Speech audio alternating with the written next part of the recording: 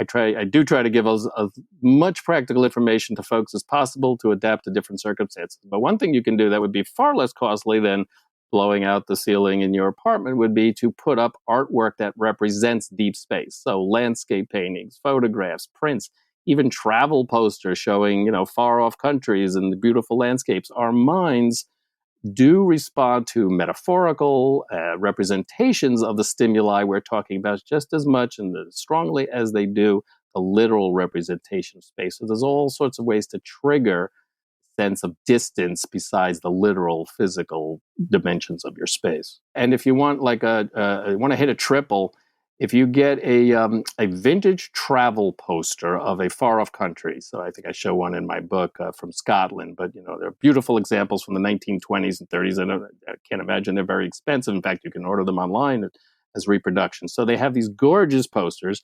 And let's say it's Greece, so you're looking out on, some beautiful beach or landscape with water in it.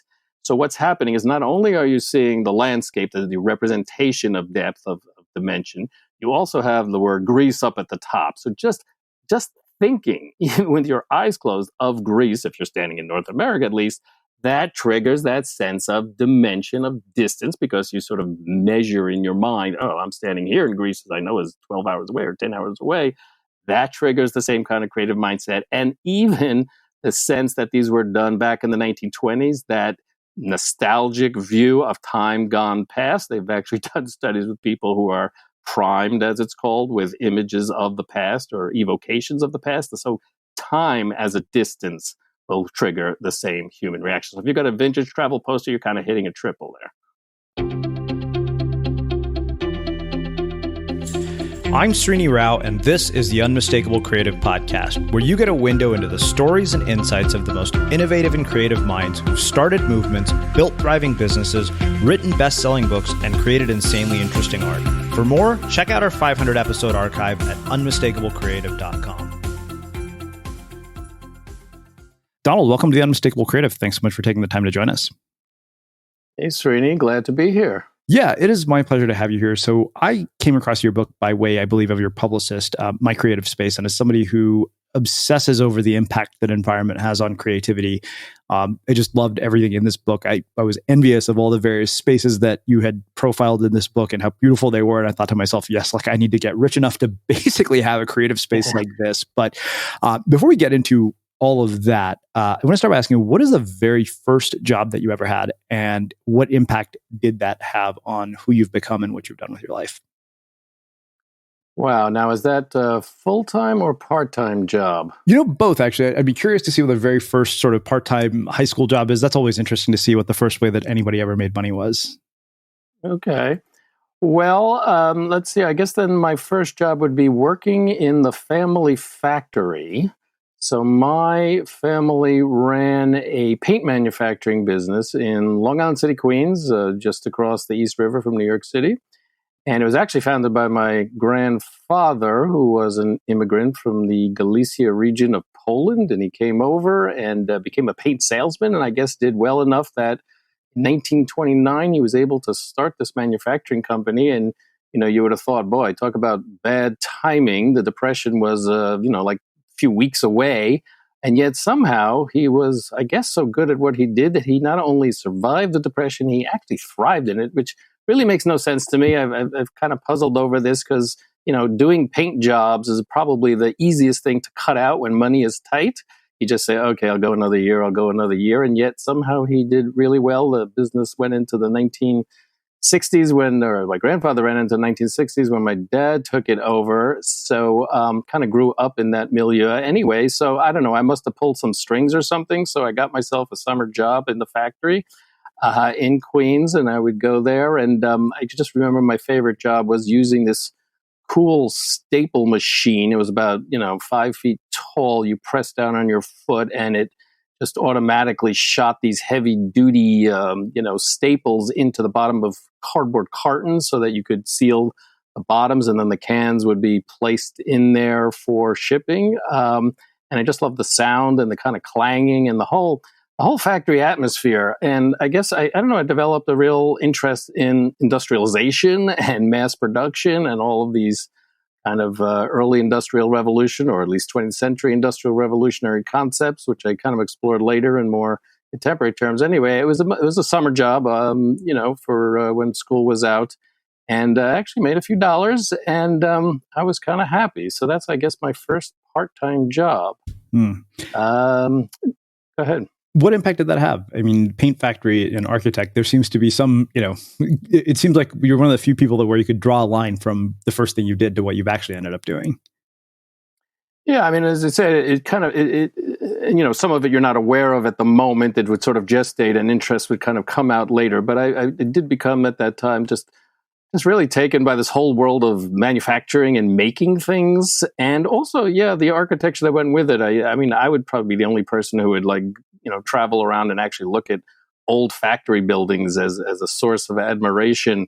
I just liked their proportions, their power, what they represented, how they gave shelter to work.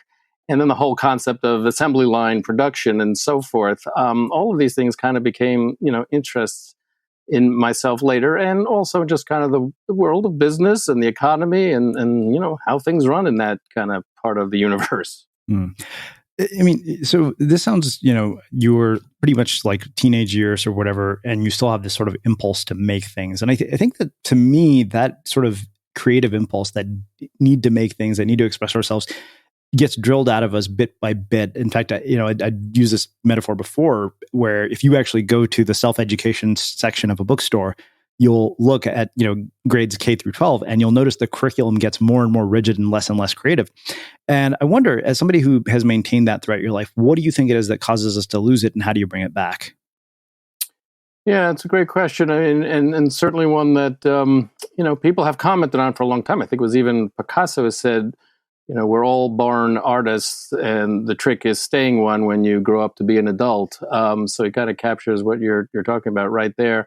It's probably a confluence of factors, but certainly one of them is, I guess, we equate, social standing, social success with conformity. It's almost required, and I guess on some level, to have a cohesive society, to have a cohesive culture, people have to kind of fall in line to some degree, have to conform, have to have certain uniform behaviors, uniform expectations, and some of that obviously is very good and necessary, but I guess maybe it's kind of a blunt instrument in the sense that it also, as you say, tends to quash the creative urge. Because we all know, every child, when you look at youngsters certainly under certain ages, I mean, they're just creativity machines in a sense. Their impulses to play, to explore, to try stuff out without compunction, without inhibition. And yet, I guess, part of the education process is you go to school and you sit at a desk, at certain times, in certain places, at certain hours, and you are working with a common curriculum, and you are working towards getting the right answer on the test so that you can get a good grade, so that you can, graduate high school and go to a good school and then get a job. And then there you continue in that vein because there's sort of either explicit or implicit pressure to conform, because if you do things that are a little bit wacky or out there, or don't jibe with the rules of the place, you could be looked down upon, you could be demoted, you could be fired, you could do all these things, unless it's an exceptionally, creativity embracing culture. And there certainly are such organizations and businesses that do that. So there is this, continual pressure to not be creative, certainly, outside the boundaries of one's home, which is one of the places where you can go to do that sort of thing. So I guess it's just this overriding urge towards sameness at the end of the day. Yeah, and it's so interesting, right? I was writing about this morning, and so, we have these sort of three basic needs, which are comfort, security, and certainty. Yet, to do anything extraordinary, we have to forego those needs. If you look at anybody who has done anything, Susan David, who's given an amazing TED Talk, was also a guest here, said discomfort is the price of admission for a meaningful life. And so it's this sort of paradox that you want these things so badly, yet you have to be willing to sacrifice them in order to get what you want. And the funny thing is that conformity is not what leads to people making big change. And yet we have a system that breeds compliance. So how do you undo this narrative as an adult if it's been so deeply embedded into you? Well, clearly, it's first step is self-realization and to understand exactly what you're describing and make some kind of conscious effort to find a path for yourself, to realize what it is that you feel like you need to bring forth into the world. I mean, it's certainly doable on an individual level. The question is, as soon as you bump up against the environment and getting the approval of others, whether it's venture funding or acceptance into the market or anything else, that's where you're really fighting the uphill battle. How do you convince others? But I guess it gets down to perseverance, certainly on an individual level, and all the stuff we hear about all the time, which is you got to be willing to fail and fall down and brush yourself off and get back up again. And I guess on the broader end, I suppose it's become kind of an activist for changing our culture. Certainly in the educational sphere, there's a lot of people who are trying to do different things with the system of education. In fact, my son, who's a 15-year-old, is in something called Innovation Lab in his high school, and that's a school within a school, so they can do things a little differently. They can be more project-based rather than grade-driven and so forth, or test-driven. So yeah, get involved with those kind of movements, whatever kind of dimension is out there and that you feel is important. And I think we can affect change, but it takes time. It takes effort. Yeah. These sort of things are not going to happen overnight. So how in the world did you, I mean, obviously as an architect, you probably think quite a bit about space in a way that most of us probably don't, but you then tied it to creativity. So where in the world did that come from? Like what led to this of all things?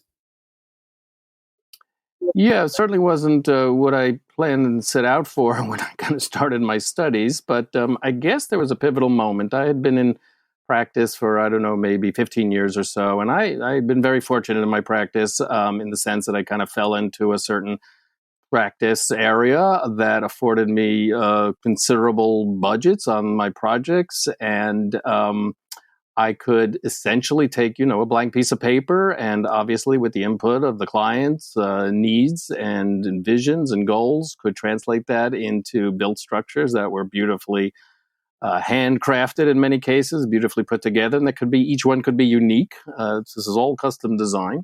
So I'm marching along. And then along the way, I guess I came into contact and got hired by a group of they were like resort developers, I guess you can call them, but they were very kind of almost boutique scale. They would take very historic properties with unusual natural characteristics, natural terrain, and do some interesting things with them. And one of the projects that I got was to design the prototype for a 4-bedroom cottage that was to go on the grounds of an historic spa resort hotel, and they would function as like hotel rooms only outside the main building. And there were to be 30 of them. They were all to be identical. This was part of a local tradition where they used to build identical little cottages all in a row, very tightly spaced for people to come to. So, okay, so, this is development, and that means time is money in a way that certainly for private custom designs is less so the pressure. There was a decision made, and it kind of made sense given that there was 30 identical cottages to be built, that they would be constructed using modular means. So there's kind of two types of building out there. One we call stick building. That's where, you truck everything aside and you put everything together and voila, you have a building, but it's kind of piece by piece. Whereas modular building, they're constructing, if you can visualize, like shoeboxes, these kind of long wood rectangular volumes in a factory, right? They're building the walls and the floors and the ceiling. They're running wires and plumbing in there. They're finishing to some degree on the inside.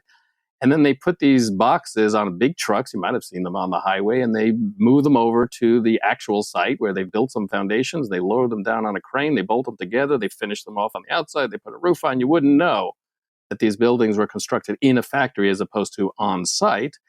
And basically, this process, this whole idea of, that's not the same as starting with a blank piece of paper and just kind of putting things together piece by piece. This is almost like Legos, where you have almost a given unit of construction of design, and I have to kind of work with that process from the beginning. And it just got me, it's the classic rabbit hole. It just opened up this whole question. Well, what is creativity and how does it, get applied in architecture? So it's not just one way of building. There's more than one way of building. And really, it's not just about architecture. We have modular products, modular housewares and toys and even jewelry and clothing. All these things can be modular in the sense that they're co-creative. That is, there's some designer somewhere, some inventor creates these modules, and then he gives them to you and says, "Here, you know, go have fun with them." And generally speaking, it's an open-ended process. You can make almost anything with Legos, right? It's an open-ended game.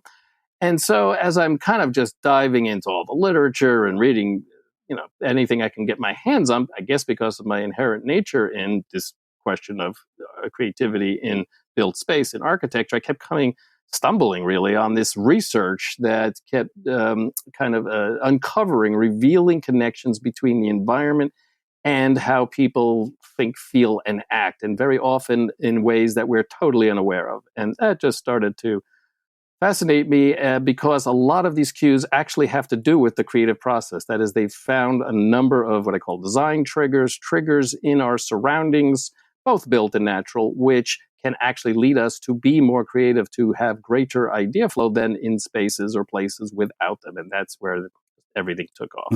Interesting. Well, let's get into the tactical components of this. I mean, I think that was one of the things that I loved was that you provided so much practical application. And like I said, every time I looked at these creative spaces, I was just filled with envy. Some of them were so beautiful. Like I said, these just huge glass rooms with like floor to ceiling glass windows. I was like, I wish that was my writing office. Like I wish that was my podcast studio. But first, let's start with this idea about designating creative space. Like I think that somebody who does creative work on a regular basis, I know this, like, if you have a space where you do your work every day, eventually your environment and your behavior get linked. But I'm curious, like, what has your research shown about this? Well, first of all, I think it is important that folks establish a consistent place in which they do their creative work, whatever form that takes, wherever it happens to land. Because what's going to happen is what's called classical conditioning, right? And the great example of that is Pavlov's dogs, right? So Pavlov, a scientist, he feeds his dogs every day at a certain time. And at the same time that he's plopping that food into their bowls, he's ringing a bell. So he rings the bell, they get fed, he rings the bell, they get fed, and this goes on for days and days until the point where he can just ring that bell and the dogs come running and they're already salivating. They don't even have the food in front of them. So you're conditioned through habitual, repeated behavior to enter into a physical and mental state of being. So if you can create this or establish this creative space that you come to every day, just by entering that space, your mind already moves into a creative mindset to begin with. So that's a real positive there. And of course, it also comes in handy because all of us at some point, I'm sure, have experienced creative blocks.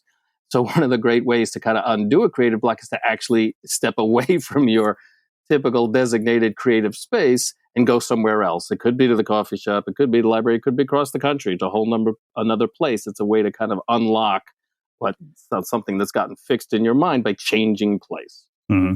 Why does travel in particular do that? I know this because I just came back from India. I was at a surf camp there, and I remember my content strategist, he was looking at the writing that I'd done. He said, "This is some of the best work you've done in a long time."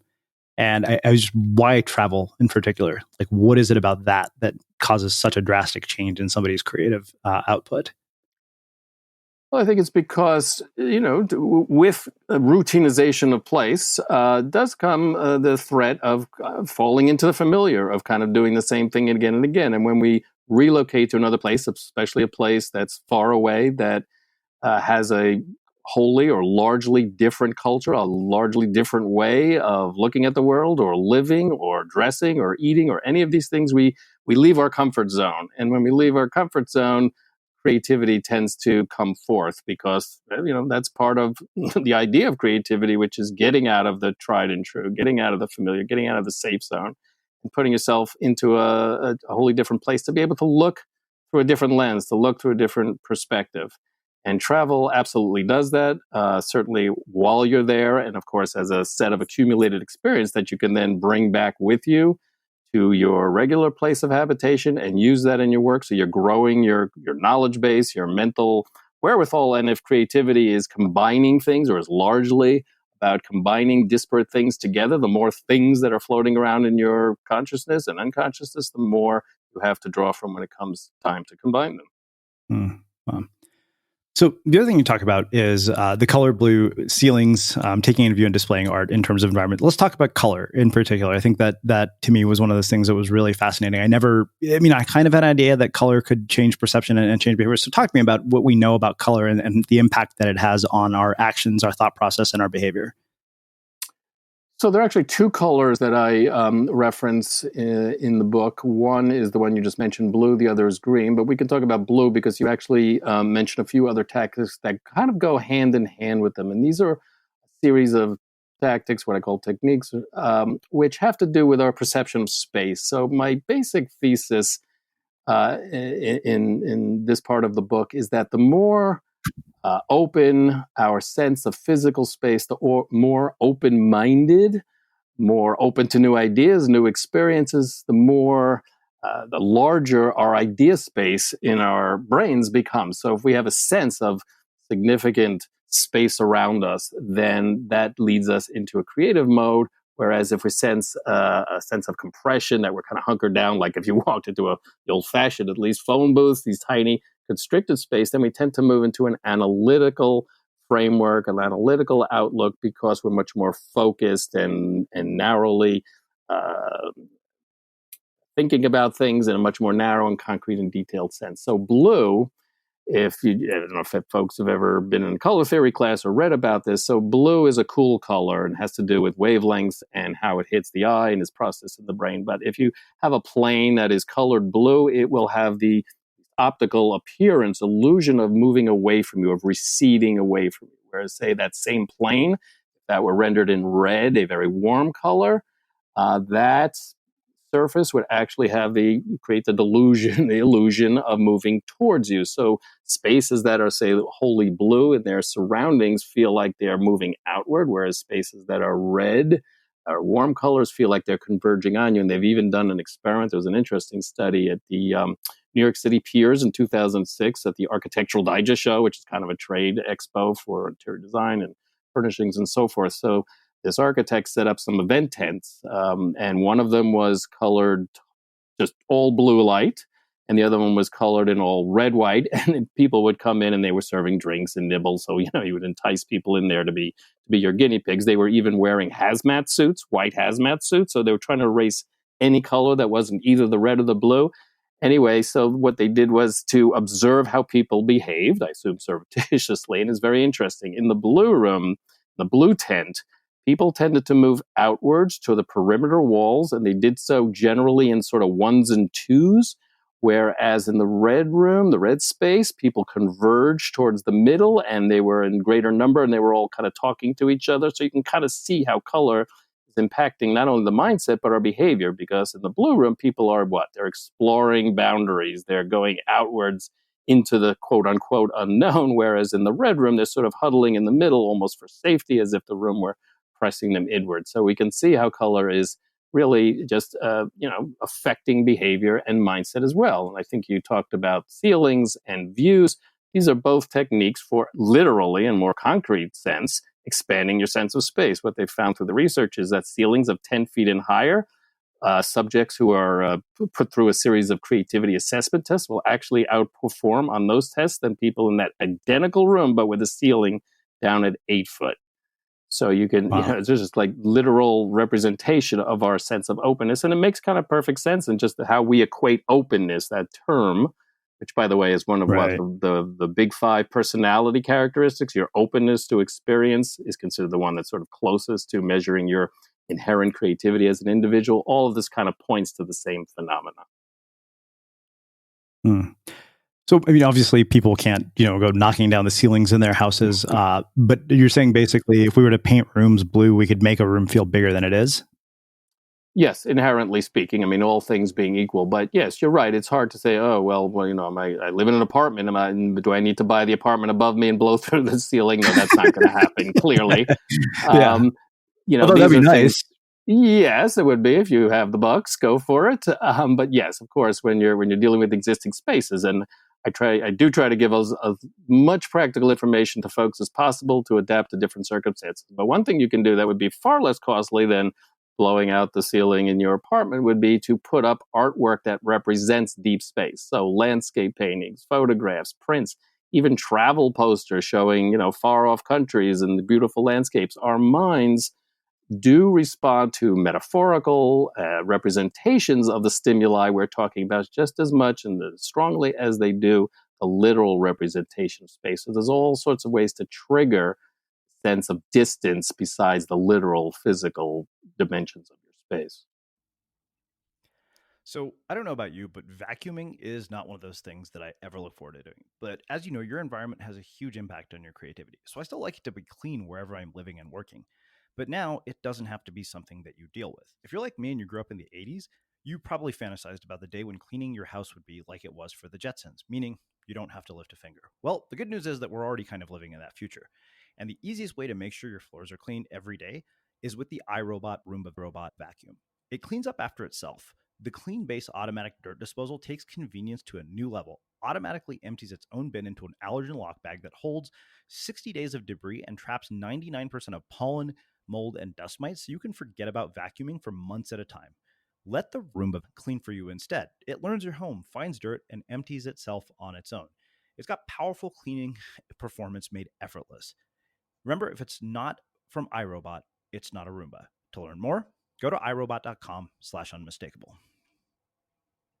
Wow, that's interesting. So like I could have pictures of oceans and beaches and mountains and it would actually give me a sense of space. I never realized that.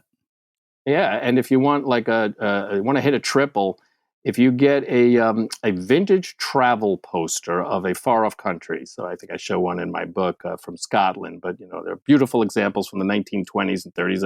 I can't imagine they're very expensive. In fact, you can order them online as reproductions. So they have these gorgeous posters, and let's say it's Greece, so you're looking at on some beautiful beach or landscape with water in it. So what's happening is not only are you seeing the landscape, the representation of depth of dimension, you also have the word Greece up at the top. So just thinking, even with your eyes closed, of Greece, if you're standing in North America at least, that triggers that sense of dimension, of distance, because you sort of measure in your mind, oh, I'm standing here in Greece, as I know is 12 hours away or 10 hours away. That triggers the same kind of creative mindset. And even the sense that these were done back in the 1920s, that nostalgic view of time gone past. They've actually done studies with people who are primed, as it's called, with images of the past or evocations of the past. So time as a distance will trigger the same human reaction. So if you've got a vintage travel poster, you're kind of hitting a triple there. Wow. Okay. I may have to go and order one of those.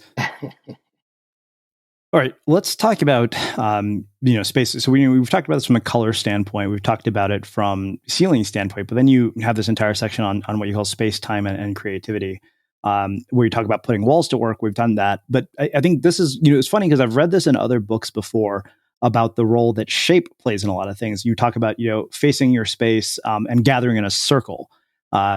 Talk to me about that. Like, why does that make a difference? Because I remember reading somewhere, and I think it was in Ingrid Fettel's Lee's book, Joyful, that a circular table actually is a much better thing to have at dinner than a rectangle one, even though typically, like for a coffee table, you find rectangular ones. Right. Yes. I picked up Ingrid's book after I heard her on your podcast. That was a wonderful read. And yes, and so a lot of the things that she talks about are covered in mine from a somewhat different angle, of course. So yeah, gathering in a circle, I call this particular technique. So, just to kind of start off, imagine, I'm sure folks have seen pictures of or walked into the typical meeting room, conference room, sometimes idea room in an organizational setting, in a workplace. What's the shape of that table? Very likely, not always, but certainly, overwhelmingly going to be, it's going to be a long rectangle. So there's problems with that right off the bat vis-a-vis creativity and certainly collaborative creativity, because there's a power seat, right? It's the person sitting down at the end. Who is that person? It's the chief executive or the project leader or the team leader, somebody with authority. And then there are the people all the way down at the opposite end from that power seat. It's, I don't know, the junior person, the newbie, someone who's shy and diffident, someone who is not so close to power, and everybody in between. So what happens when, let's say, you're doing a brainstorming session, the ideas start flying, and the first one comes out of the CEO or the person in the power seat? How are people going to take that idea? I would say on the whole, they're going to take it very well. They're going to view it very positively. It's just kind of human nature because you're dealing with a political power structure in your organization. And whether deliberately or not, that idea is going to get, the best possible viewpoint. But if you take that same idea and you have it come out of the mouth of the person way down there in spatial Siberia, the junior, the newbie, maybe it'll fly, but the odds are very good that it won't get the same level of judgment and evaluation as the idea that came out of the power seat. And that's just what you don't want in a creative environment. You want ideas to be evaluated on their merits, not on who happened to have them. The other problem with the rectangular table is just communication. It's just literal ability to see and hear and talk to people around the table, depending on where you're sitting and where they're sitting. So they've even done studies of this in jury rooms, where there are typically long rectangular tables. And what they found is it's a very unequal distribution of communication. Just imagine you're down in one corner and you want to talk to the person on the same side as yourself, but they're down at the other corner. What do? You have to lean forward. You got to kind of crane your neck. And when you're done, you sort of sit back, you're done. So you're going to talk to them much less, and they to you much less than the person right across from you or the person across from you to their left or right. And that skews the conversation because you really want this to be a collaborative effort and everybody have their voice and so on and so forth. So the moment you switch to a circular table, even a square table, a concentric table, voila, first of all, your power seat is gone. There's no hierarchically privileged positions around that kind of a table. Everybody is equidistant from a single point, the center.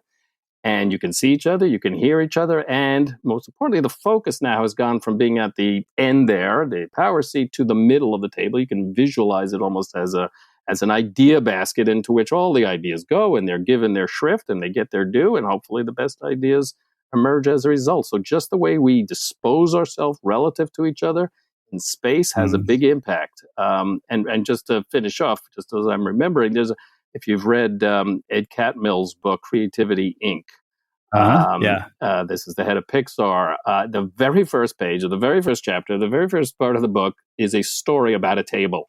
It's about a table that Steve Jobs, of course, insisted that his designers spec for a meeting room at Pixar. And guess what? It's a long rectangular table. And Catmull weaves this wonderful story about how he tortured himself and his crew for 12 long years because this table was impossible to work with and And finally, I guess Steve Jobs had passed away at this point. I guess he had the nerve to go to the building department, facilities people, and say, "Get this table out of here. I can't work with this anymore." Bring in a square table, and he talks about how creativity just took off as a result. So there's a real world story about how arrangement tables impact human creativity.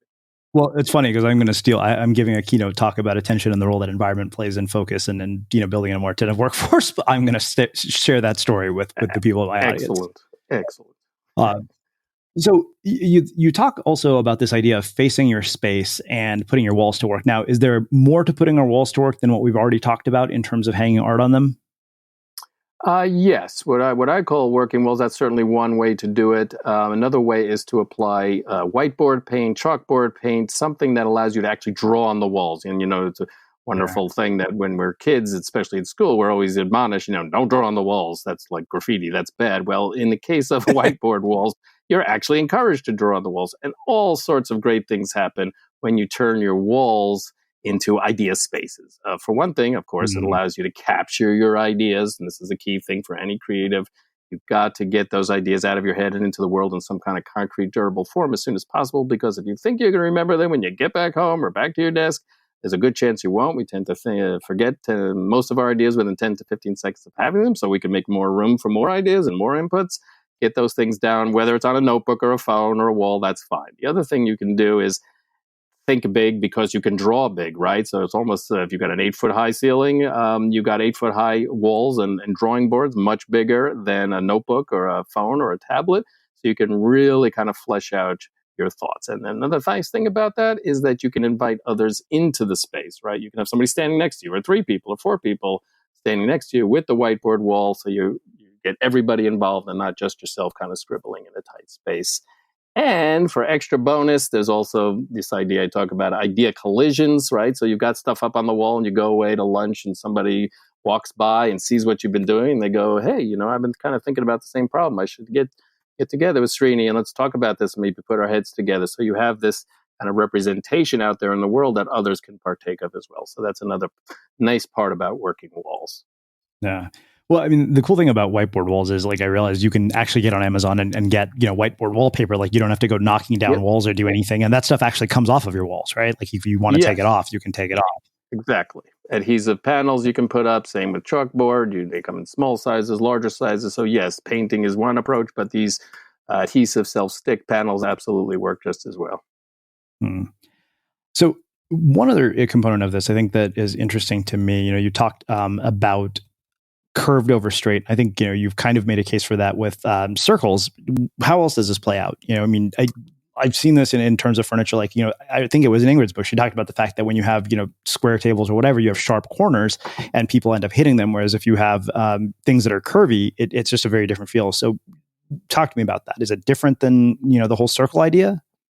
So yes, there's definitely a difference of reaction that happens when we come into contact, whether physically or visually, with things that are straight versus curved. So generally speaking, the way nature has engineered us is to be very wary, to be very cognizant of surfaces and edges and things that come to a point or that have any potential for harm, because it's like almost like cutting with a knife, right? When you're cutting something with a knife, you're very focused on what you're doing so that you don't hurt yourself with that knife. Well, just being in a space or in the presence of furniture that is characterized by straight lines, sharp edges, things that come to a corner or a point, we become very wary of those potential sources of harm, and we actually back off a little bit. We become a little more stressed. We become a little more focused and alert in our thinking, which is characteristic of analytical thinking as opposed to what we typically call creative thinking or ideation, where we're much more relaxed, much more unstressed, much more willing to explore, to encounter, to go places that we don't normally go. So if you're in a space with curved walls, either circular or just rounded in some fashion, or in the presence of furniture that it's much kind of softer in its contours and its details, you're naturally going to be more inclined to get into a creative mindset than in these other environments. Hmm. Well, let's talk about ambiance, because I think that, the work that you did around ambiance was really interesting to me. Let's talk about light and temperature first. Light in particular, I think, is one that's always been of interest to me. I know for a fact that, I had an apartment where there wasn't very good natural light. Somebody, in fact, didn't move into the apartment because she said there wasn't enough natural light. And, I realize now, I was like, okay, yeah, that might be why I didn't love that place so much. Yeah, interesting. Yeah, definitely. The absence of natural light is a detriment to our health.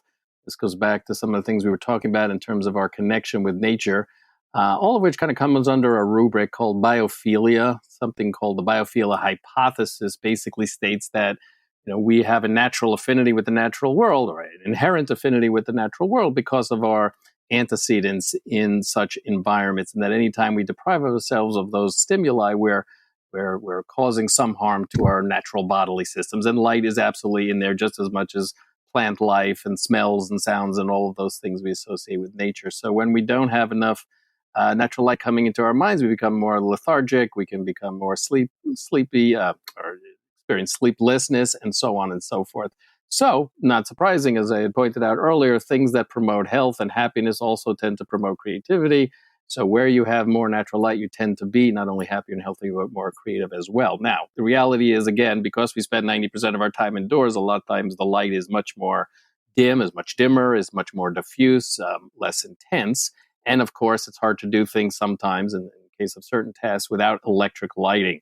But you can kind of make things work for you with electric lighting if you use what I call smart lighting, which are bulbs that either can change temperature, or you're able to pick your bulbs or select your bulbs based on their color temperature. So just in case folks aren't aware of it, your bulbs can come in generally in 3 or 4 different color temperatures, from ranging from very cool, almost blue light, up to these kind of very warm tones, more amber tones.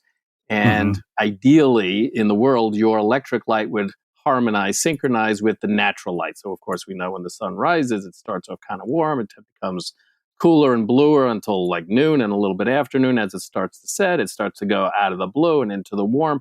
Ideally, your electric light would be doing exactly the same thing. And at least fortunately in these days, we now have LED lighting that can change colors. They have it in commercial spaces now, in terms of some presets that get the lights changing color as the day goes through. And you can, to some degree, do it at home too with certain products that are designed for home environments. So light is absolutely critical. Now, one curious finding, though, that kind of a little bit rubs against all that, they actually measured the intensity of lighting, right? How bright or not bright lighting would be for an ideal creative space. What they found was a number that's quite shockingly low, which is 150 lux. But just to give folks, that's a unit of measurement. Just to give folks a point of reference, 300 lux is considered minimum for reading. Office is generally going to be around the 500 range. If you go into your supermarket, you're probably talking about 1,000. It wants to be a little brighter so you can kind of see all the labels and the food. Step outside and we're in a totally different order of magnitude. On a cloudy day, you're looking at 10,000 lux. At a sunny day, 100,000 lux. So what's up with 150 lux? I mean, it's almost like you had your eyes closed, which I think actually is the reason for the data, which is that if you want your mind to kind of wander, if you want your mind to kind of go off into places that it might otherwise do, you actually want to decrease the amount of visual information coming into your eyes. You don't want to have bright lights because you tend to see more detail. You tend to focus on things. You tend to be more aware, certainly, of your enclosing space, your enclosing walls with brightly lit environments. And that goes against, this whole idea of being more open and so forth. So interesting range of issues involving lighting. But yeah, it gets back to the core. If you can get good natural lighting, you're in a good spot. Amazing. Well, let's talk about sound. This is one thing, particularly as somebody who hosts a podcast, somebody who has had a deep love for music. I know from having done some of my own research that music can have an impact on creativity and, can really kind of help us get in the zone. But what impact have you found, from your perspective, like looking at it from the standpoint of designing a space? Like, how can we use sound to our advantage? So there's a couple of different types of sound I guess we can talk about. One I would perhaps characterize rather as noise, and the other one as music, almost kind of opposites there. Vis-a-vis the noise, this is another one of these sort of counterintuitive findings. So if you ask somebody on the street, so what do you think is the ideal creative environment in terms of sound, in terms of noise, let's even say sound levels? Most people, I think, intuitively will say, oh, well, quiet, right? I mean, isn't that the best? Well, not according to the data. What they found through laboratory experiments is that people tend to come up with more and better ideas when they're in an environment with about 70 decibels of white noise. So two key things there. One is the sound level, and one is the fact that we're talking about white noise. So you imagine chatter in a coffee shop, right? Kind of the background chatter in your coffee shop on a reasonably moderately busy day. That's the kind of 70 decibel white noise that really, finds you in the sweet spot, I guess, as far as ideation goes, which maybe explains why, everybody's sitting around there with laptops. A lot of creative types typically go to such spaces, but ocean waves, crickets, leaves rustling in the wind, these are all kind of natural sounds.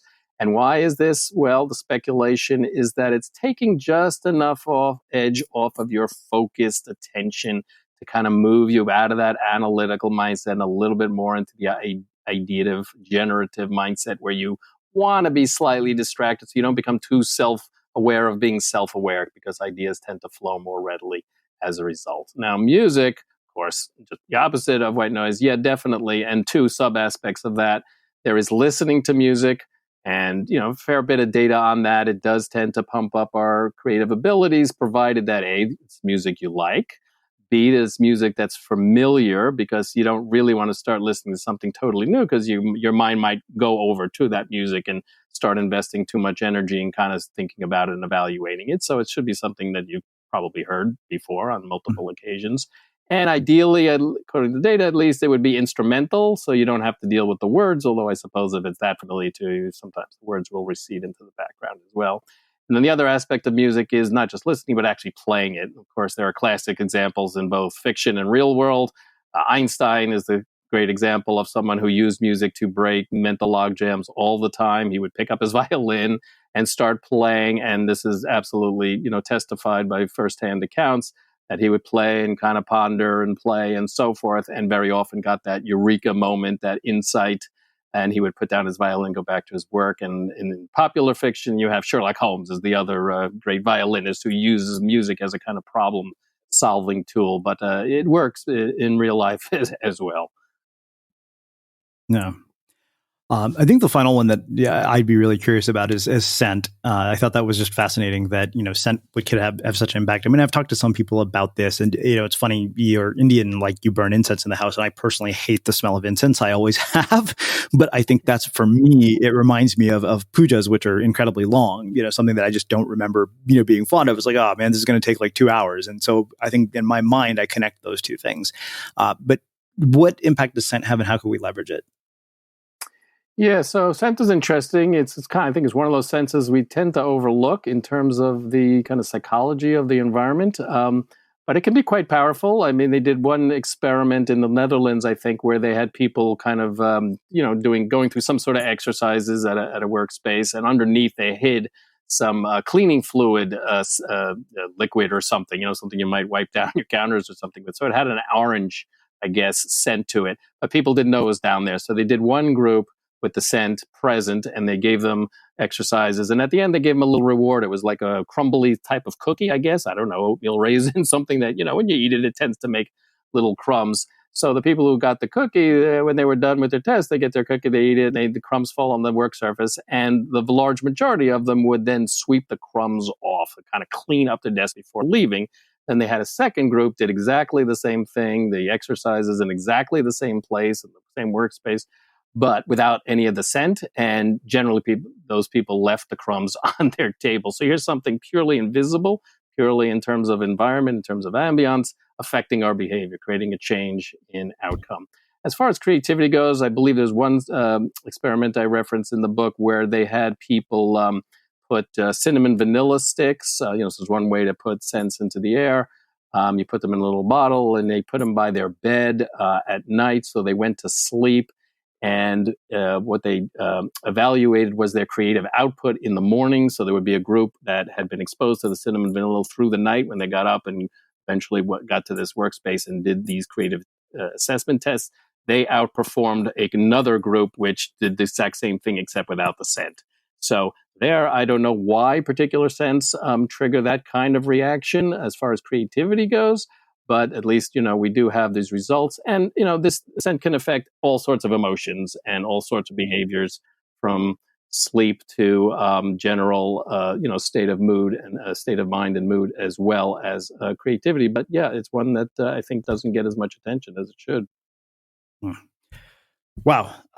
Well, this has been amazing. Like, it's been super eye-opening. And I love, the funny thing is, for me, I have so many things here that I can go and implement immediately at whatever place I move to next, which I love because I wanted to make sure that I absolutely move to a place where everything is a deliberate choice. So I have one final question for you, which is how we finish all of our interviews. And that is, what do you think it is that makes somebody or something unmistakable? Yes. Well, as someone who's listened to your podcast for some time now, I kind of, I guess I was expecting that question to come along, but it's interesting because I was thinking about it before the show. So before I answered, I guess it's just some of the things that popped into my mind about that question is I noticed, I guess, when you ask, and you did it right here, you use the phrase something or someone.